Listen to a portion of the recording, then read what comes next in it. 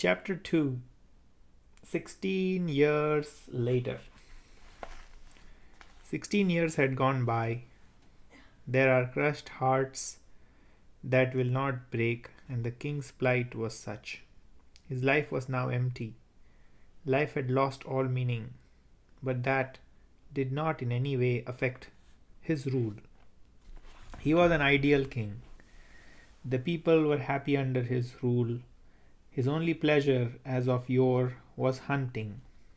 He would always be hunting the banks of the river Ganga. His only pleasure, as of yore, was hunting. He would always be haunting the banks of the river Ganga. That was the one spot which gave him comfort. One day, as he was wandering along the banks of the river, a strange sight met his eyes. The river was not flowing. It looked as though something held up the river.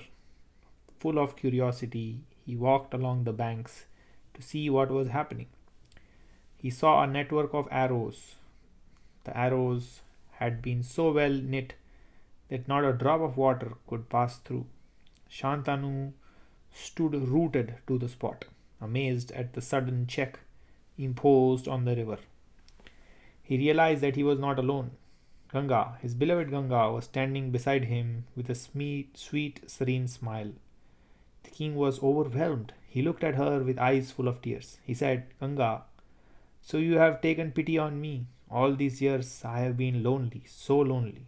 I want you. I cannot live without you. Please come back to me. You have forgiven me, I know, or else you would not have come now. Come, let us hasten to the city. Make us happy again." Ganga looked at him with pity in her eyes. She said, "My lord, all that is in the past. I will not come back. When the sun has set on a day, it is foolish to ask him to come back so that you can live the day once again.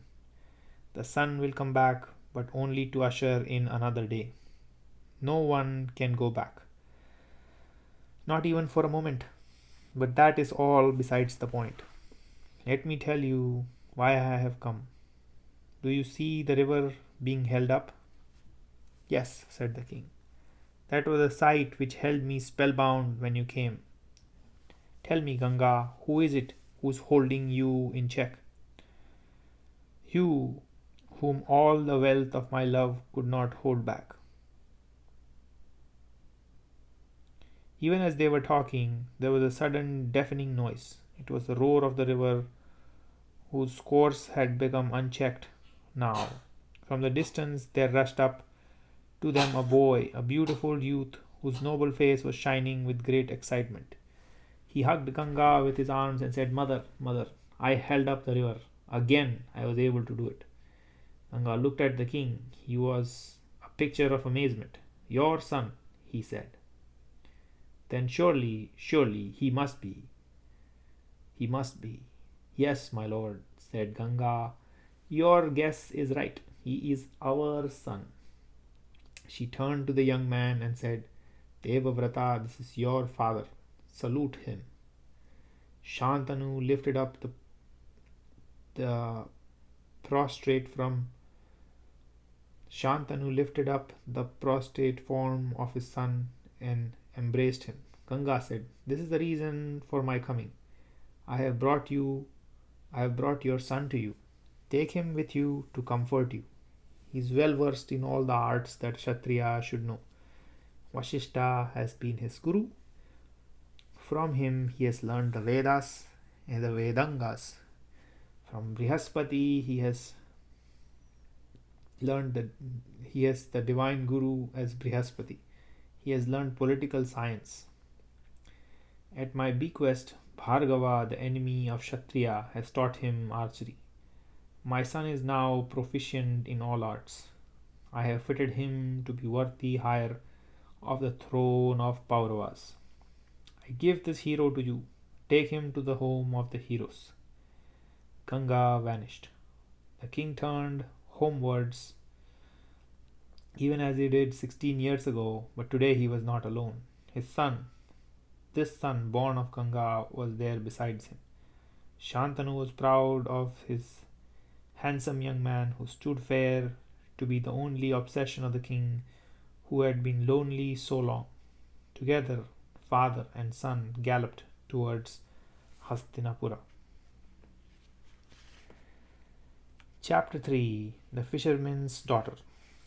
4 years passed. In the company of his son, the king passed many happy days. Shantanu doted on him, and Devavrata was an ideal son. He was lost in his father.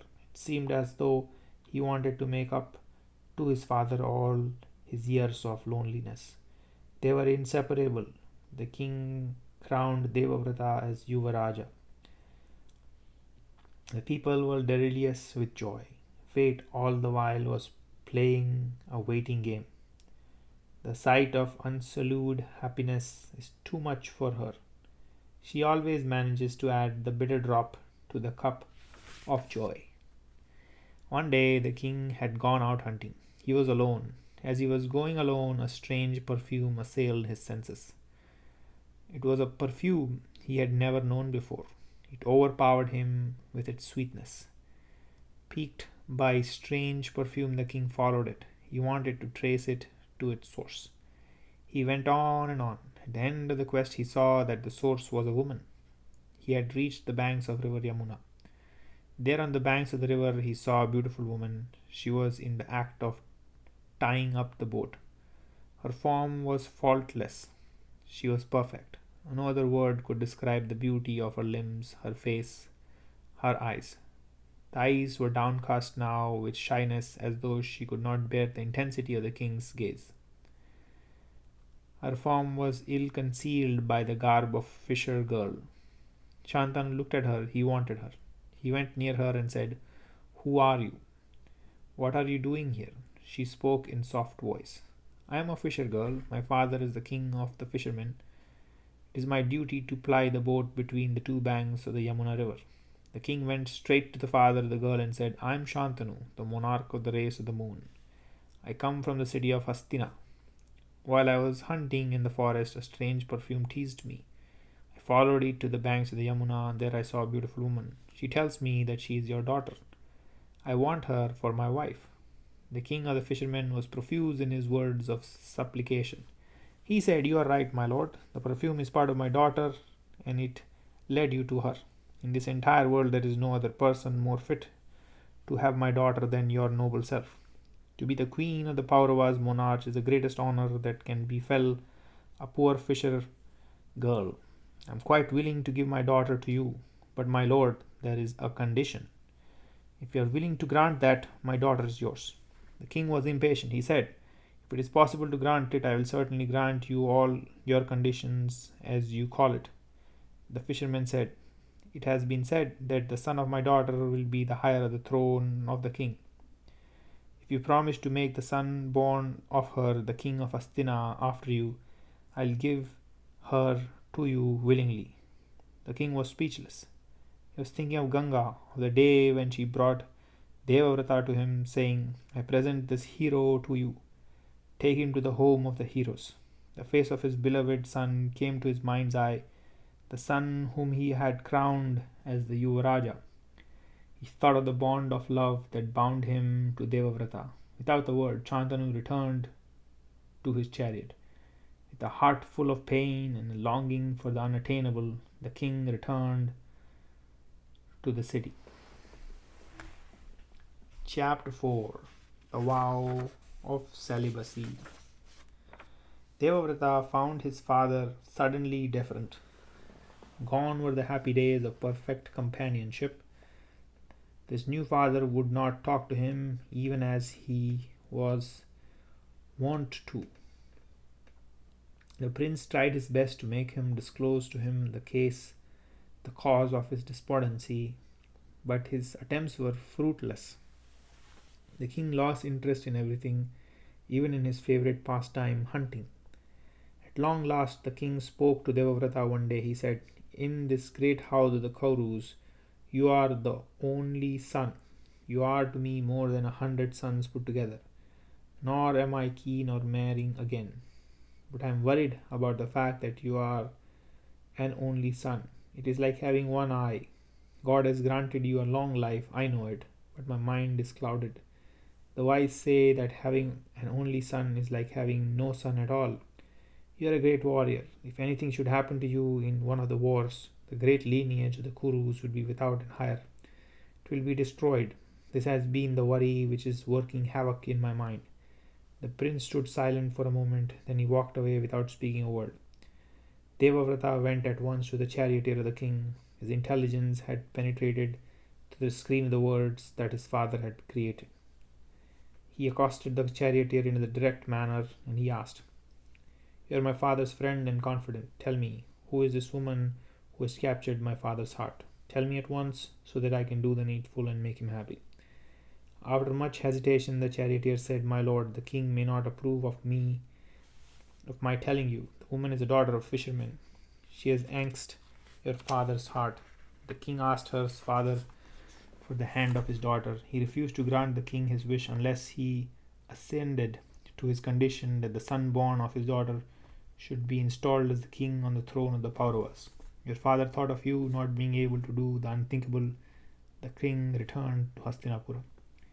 Without telling his father, Devavrata set out towards the forest. He reached the dwelling place of the fisherman. The woman whom his father loved was there near the bank of the Yamuna, tying up the boat. She looked at him and for a moment thought that it was the king itself. Devavrata saluted her and asked to be taken to the presence of her father. The fisherman greeted his guest with all respect due to him. Without any preamble, the prince spoke. "I hear that my father, the great monarch of Hastinapura, is smitten with a for your daughter. What else do you want? Do you think you have not been honored enough when the king of the entire world comes to you asking you for a favor? You have, I heard, the audacity to refuse him his heart's desire." "My lord," said the fisherman, "I wanted a price. I know very well that a great honor has been conferred on me when your father wanted the hand of my daughter, but it has been predicted that the son of Satyavati will be a monarch. I know all about you. You are the crown prince, the Yuvaraja. The king dotes on you, and so he was silent when I stated to him my condition. He could not grant it to me. This is all that happened." A frown of annoyance passed across the face of Devavrata. That his dear father should have wanted something and could not get it was a thing he could not imagine. He said, "You want my grandson to be the king after my father. So be it. I will renounce my claim to the throne. Now, are you satisfied?" The young prince, the hope of the world, amazed the fisherman by his words. A look of unbelief came to the eyes of the fisherman. He was dumbfounded at the casual manner in which this young prince renounced the throne. He smiled and said, "My lord, you are indeed a true prince. Your father's happiness means everything to you. In your nobleness, you have renounced the throne. But how can I be sure that your sons will be just as selfless as you are? What assurance have I that they will not contest the claims of Satyavati's sons?" The prince was shocked at the extent of the man's stupidity. With a smile of contempt, he said, "Not satisfied yet? I will satisfy you. I will not marry. I vow before the denizens of heaven and earth that neither regions, in the name of all that is dear and sacred to me, in the name of my Guru Bhargava, Bhagwan Bhargava, in the name of my mother Ganga, in the name of Dharma, I will never marry as long as I live. Now are you really satisfied?" Flowers rained on him from the heavens. The word Bhishma resounded from all quarters. So terrible was the vow that he had taken. "Here she is," said the fisherman, "your mother." He brought Satyavati. He stood her before the prince. Devavrata saluted her, placed her in his chariot, and rushed towards Hastinapura. Devavrata hastened to the presence of his father. He presented the young woman to him and said, "Father, I have brought her for you. Please take her and shake off this despondency. Please be happy, father." The sky was still resounding with the cry, "Bhishma, Bhishma." Shantanu heard all that happened. He was stricken with grief, Perhaps his conscience smote him. He could not bear to think of his son so full of manliness, so beautiful, so divine, living a life of permanent self imposed celibacy. The web once woven, we cannot unweave. Shantanu had got his heart's desire. In his gratitude and his love for his son, for this son of his, he granted a boon to his beloved son. Devavrata could die when it pleased him and only when it pleased him. Death had to wait for him. All the king's accumulated tapas was used up for this boon. In his own way, he was trying to make up to his son for all that he had missed in life. The marriage between Shantanu and Satyavati was celebrated. The king spent a few happy years with her. 2 sons were born to them. They were named Chitrangada and Vichitravirya. The years rolled by only too soon, and the king, now grown old, passed away in course of time and was gathered to his forefathers.